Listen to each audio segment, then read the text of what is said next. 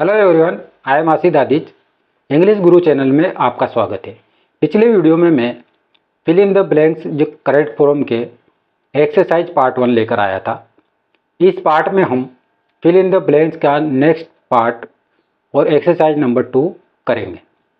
तो let's come. इसमें पहला जो सेंटेंस है, I dash right a book those days. पहले भी मैंने आपको बताया है कि सबसे पहले सेंटेंस में करेक्ट फॉर्म बढ़ने के लिए उसमें पहचान ढूंढना सबसे ज़्यादा इम्पोर्टेंट है। तो इस सेंटेंस में हमको एक पहचान मिली, दोज डेज। दोज डेज यानी होता है उन दिनों। देखो, मैंने आपको बताया था दीज डेज। अगर दीज डेज आता है तो वो प्रेजेंट कंटिन्यूस टेंस की पहचान है, लेकिन यहाँ पर क्या है, दोज डेज। तो दोज डेज जहाँ आता है वो पास्ट कंटिन्यूस टेंस की पहचान है। दीज डेज आएगा तो प्रेजेंट कंटिन्यूस टेंस की है, और दोज डेज आएगा तो पास्ट कंटिन्यूस टेंस की पहचान है। तो यहाँ से हमको ये मालूम पड़ा कि ये कौन से टेंस में वाक्य बनेगा। तो दोज डेज से पहचान है यहाँ पर, तो ये पास्ट कंटिन्यूस टेंस में बनता है। अब पास्ट कंटिन्यूस टेंस में हेल्पिंग वर्ब और मेन वर्ब क्या लगेगी, वाज वर्ब और वर्ब की फर्स्ट फॉर्म में आईएनजी। ठीक।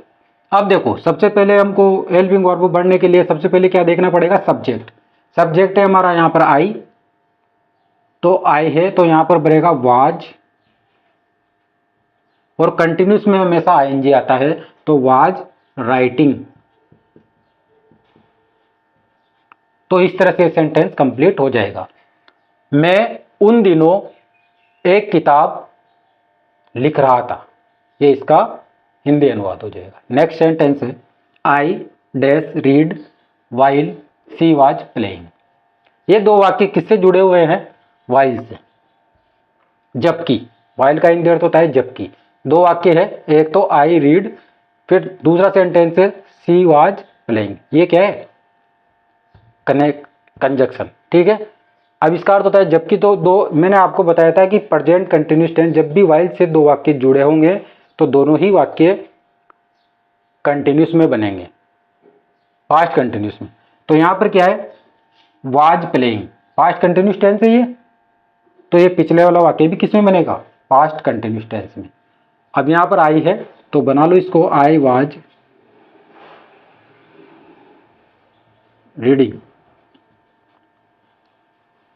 तो इसका हिंदी अर्थ होगा, आई वाज रीडिंग, मैं पढ़ रहा था जबकि वह खेल रही थी। तो दोनों कार्य एक साथ हो रहे हैं, लेकिन कब, पास्ट में। तो वहां कंटिन्यूस का इस्तेमाल किया गया। नेक्स्ट सेंटेंस है, Ramesh play for 2 hours when Ram came. अब देखो, ये वाला सेंटेंस भी, इसमें भी दो सेंटेंस है। पहला सेंटेंस है रमेश होवर्स तक, और दूसरा सेंटेंस है राम केम, और दोनों ही वाक्य किससे जुड़े हुए हैं, वेन से। ठीक, दोनों ही वाक्य किससे जुड़े हुए हैं, वेन से। अब वेन के साथ वाला वाक्य कौन से टेंस में बना हुआ है, पास्ट इंडिपेंडेंट टेंस में। क्यों, क्योंकि कम की सेकंड फॉर्म है, यहां पर कम की सेकंड फॉर्म, कम केम और कम। तो यहां पर ये कम की सेकंड फॉर्म में, तो ये तो पास्ट इंडिपेंडेंट टेंस में। अब देखो, यहां पर अगर पास्ट है तो ये पिछले वाला सेंटेंस भी किस में बनेगा, पास्ट में। तो यहां पर देखो, अब इसको पहचानना है हमको कि ये कौन से टेंस का है। तो देखो, यहां पर आया है फॉर 2 आवर्स, फोर के साथ क्या आया, समय आ गया यहां पर। तो मैंने आपको बताया था जहां भी सिंस या फोर के साथ समय आता है वो हमेशा परफेक्ट कंटिन्यूस टेंस की पहचान होती है। जहां भी सिंस या फोर के साथ समय आता है वो हमेशा परफेक्ट कंटिन्यूस टेंस की पहचान होती है। अब देखो, यहां पर कौन सा परफेक्ट कंटिन्यूस, परफेक्ट कंटिन्यूस अपने पास 3 है, present perfect continuous, past perfect continuous और फ्यूचर परफेक्ट कंटिन्यूस। अब कौन सा कंटिन्यूस है यहां पर, तो देखो यहां पर कौन सा आया, इंडिफिनिट, यानी कि ये पास्ट में है, तो ये भी किस में आएगा, पास्ट परफेक्ट कंटिन्यूस में। अब देखो, पास्ट परफेक्ट कंटिन्यूस में क्या होता है, हेड बीन प्लस वर्ब की फर्स्ट फॉर्म के साथ I N G. Had been plus verb की फर्स्ट फॉर्म के साथ आईएनजी। तो यहां रमेश है तो यहां पर क्या बन जाएगा, ये हेड बीन प्लेइंग। ठीक, तो ये कौन से टेंस में, पास्ट परफेक्ट कंटिन्यूस टेंस में। रमेश 2 घंटे से खेल रहा था जब राम आया। जब राम आया रमेश 2 घंटे से खेल रहा था। ठीक है।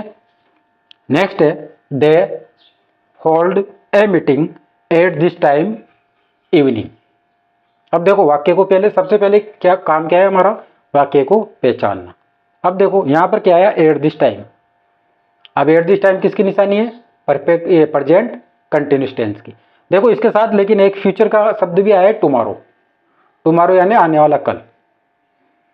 एट दिस टाइम के साथ क्या आया है यहाँ पर टुमारो। तो ये तो पक्की है कि ये कौन सी टेंस में बनेगा, फ्यूचर में, क्योंकि यहाँ टुमारो शब्द भी आया है। मैंने आपको बताया था यस्टरडे यानी बीता हुआ कल, टुडे यानी आज, और टुमारो यानी आने वाला कल। ठीक, तो यहाँ पर क्या है फ्यूचर की पहचान है ये, और फ्यूचर की पहचान के साथ क्या है एट दिस टाइम। फ्यूचर की पहचान के साथ क्या है कंटिन्यूस की पहचान भी आई है। तो ये कौन से टेंस में बनेगा, फ्यूचर कंटिन्यूस टेंस में। फ्यूचर कंटिन्यूस टेंस में तो ये इसमें ये क्या है पहचान। ठीक, अब फ्यूचर कंटिन्यूस टेंस में क्या लगाया जाता है, फ्यूचर कंटिन्यूस टेंस में शैल, बी, विल बी और वर्ब की फर्स्ट फॉर्म के साथ आईएनजी का प्रयोग किया जाता है। अब देखो यहां पर क्या है सब्जेक्ट, सबसे पहले सब्जेक्ट देखा जाता है। सब्जेक्ट क्या है बहुवचन, तो बहुवचन के साथ क्या आएगा शैल बी होल्डिंग। ठीक, तो शैल बी होल्डिंग। होल्डिंग यानी होल्ड यानी होता है आयोजित करना। होल्ड यानी होता है आयोजित करना। तो वे, अब इसका हिंदी अर्थ तो बता देता हूं मैं आपको। वे कल शाम को इस समय एक मीटिंग आयोजित करेंगे। वे कल शाम को इस समय एक मीटिंग आयोजित करेंगे। तो ये इसका हिंदी अर्थ हो जाएगा। नेक्स्ट है I return home by next month. अब देखो बाय के साथ क्या आ रहा है यहां पर नेक्स्ट मंथ। बाय किसकी निशानी है, परफेक्ट की, और नेक्स्ट मंथ यानी अगले महीने। बाय किसकी निशानी है यहां पर, परफेक्ट की, और ये है अगले महीने। तो ये कौन सा परफेक्ट हो जाएगा, फ्यूचर परफेक्ट, क्योंकि नेक्स्ट मंथ तो आगे आएगा, और बाय किसकी निशानी परफेक्ट की, तो ये फ्यूचर परफेक्ट टेंस में बनेगा। ठीक है। अब देखो फ्यूचर परफेक्ट टेंस में, फ्यूचर परफेक्ट टेंस में क्या होता है, विल हैव, शैल हैव और वर्ब की थर्ड फॉर्म ये लगाई जाती है। तो देखो यहां पर लग जाएगा आई विल हैव रिटर्न्ड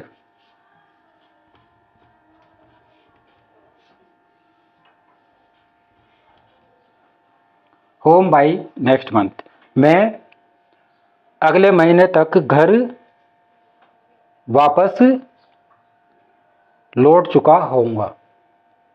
ठीक, नेक्स्ट है by November we live in Agra for 10 years.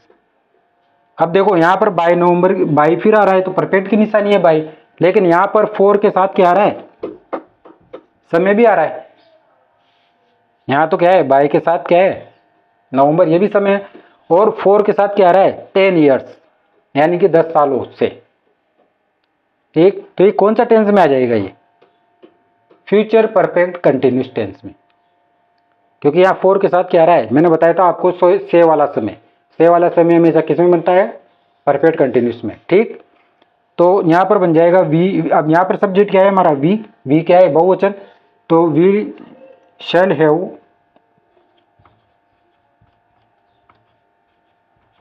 Been living. तो इस तरह से वाक्य बन जाएगा। नवंबर तक 10 वर्षों से हम आगरा में रह रहे होंगे। तो इस तरह से इसका हिंदी अनुवाद हो जाएगा। नेक्स्ट है they visit Ajmer a few days एगो। अब देखो यहां पर एगो आया है, एगो किसकी निशानी है, पास्ट इंडिपेंडेंट टेंस की। मैंने आपको बताया था एगो, यस्टरडे, लास्ट नाइट, ये किसकी निशानी है, सब फास्ट इंडिपेंडेंट टेंस की। तो ये पास्ट इंडेफिनिट टेंस में बन जाएगा। और पास्ट इंडेफिनिट टेंस में हमेशा वर्ब की कौन सी फॉर्म का इस्तेमाल किया जाता है? सेकंड फॉर्म का। तो यहाँ पर विजिट की सेकंड फॉर्म क्या हो जाएगी? विजिटेड। तो they visited Ajmer a few days एगो। वे अजमेर में कुछ दिनों पहले घूमते थे। ठीक है, तो ये इस तरह से घूमे। तो इस तरह से सेंटेंस है, आप चाहो तो इसका स्क्रीनशॉट ले लो।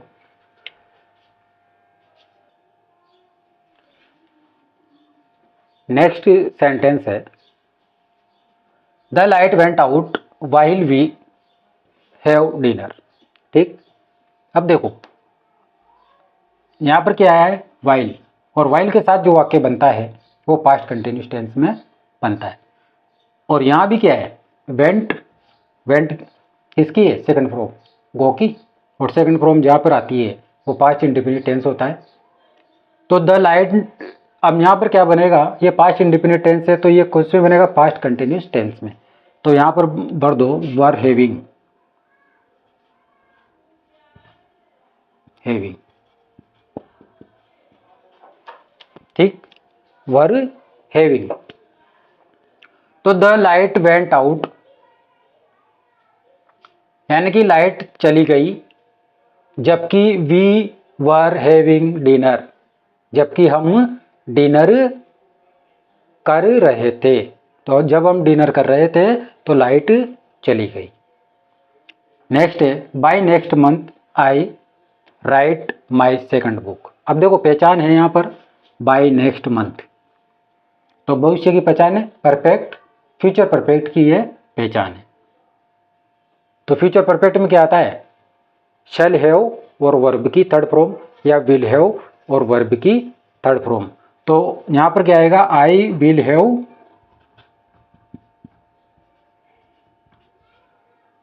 राइट की थर्ड फॉर्म क्या होगी? रिटर्न।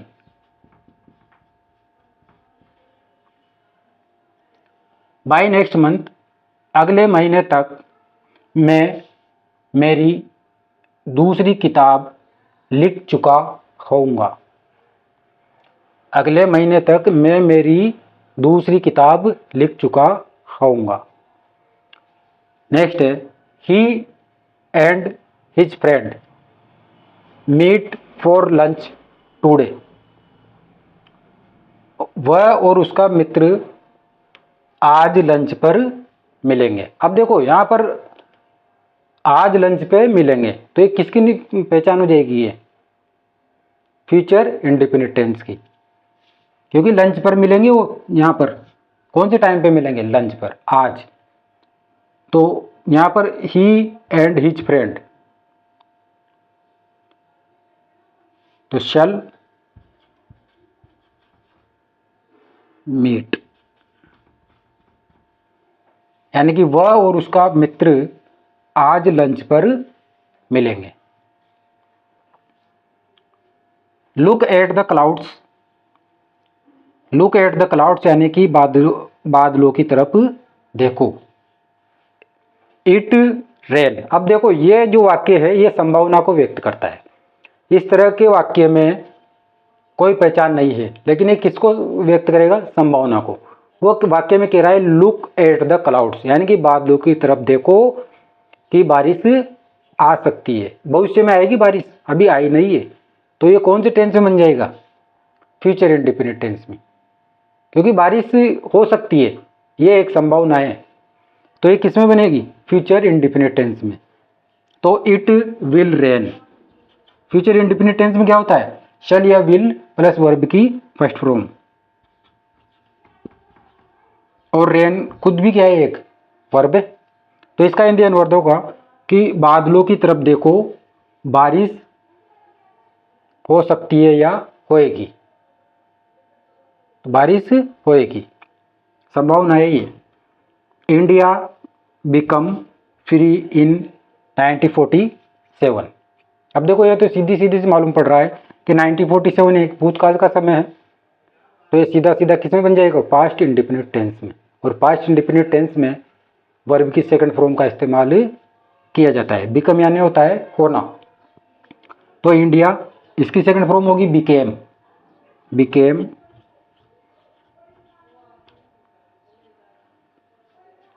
यानी कि भारत 1947 में आज़ाद हुआ। भारत 1947 में आज़ाद हुआ। तो बिकम की क्या होगी यहाँ पर second form. I am annoyed, मैं नाराज हूँ। I wait for you since morning. अब देखो यहाँ पर फोर के साथ क्या है, सिंस मॉर्निंग, तो ये किसमें बन जाएगा, प्रेजेंट परफेक्ट कंटिन्यूअस टेंस में, क्योंकि यहाँ पर क्या है आई एम, तो आई हैव बीन वेटिंग। ठीक,